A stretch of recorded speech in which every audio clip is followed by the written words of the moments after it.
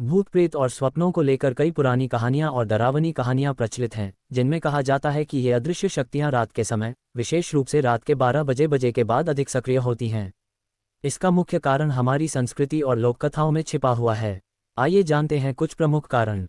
1. रात और अंधकार का संबंध। पुरानी मान्यता के अनुसार रात का समय अंधकार से भरा होता है, जब हमारे आसपास की दुनिया शांत और स्थिर होती है। इस समय डरावनी शक्तियां अधिक सक्रिय मनिया होती हैं, क्योंकि रात के समय मनुष्य का मस्तिष्क अधिक टिकाऊ और स्थिर होता है। डाक में देखने की कमी और संदिग्ध भूत प्रेत की कहानियों को जन्म देने में सहायक होते हैं।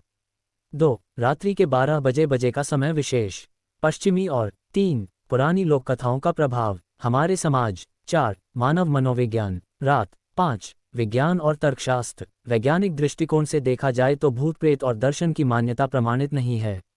जो चीजें हमें डरावनी लगती हैं, वो प्यारी हमारी ही कल्पनाओं के परिणाम हैं। रात में कम रोशनी, थकान और अनिद्रा की वजह से ज्यादातर लोग ऐसे पागल के सैड फेस का एक गांव में एक पुराना और भव्य घर जैसा था, जिसे लोग भूत बंगला के नाम से जानते थे। गांव के लोग वहां पहुंचे थे कि रात 12 बजे के बाद वहां से अजीबोगरीब आवाजें आती हैं। एक बार एक युवा अपने घर के अंदर रहस्यमयी अंदाज में नजर आया। आधी रात के समय, जब सबसे शांत था, अचानक एक अलौकिक हवा का दौरा उस युवा के पास से गुजरा। उसे ऐसा लगा जैसे कोई उसके पास खड़ा हो।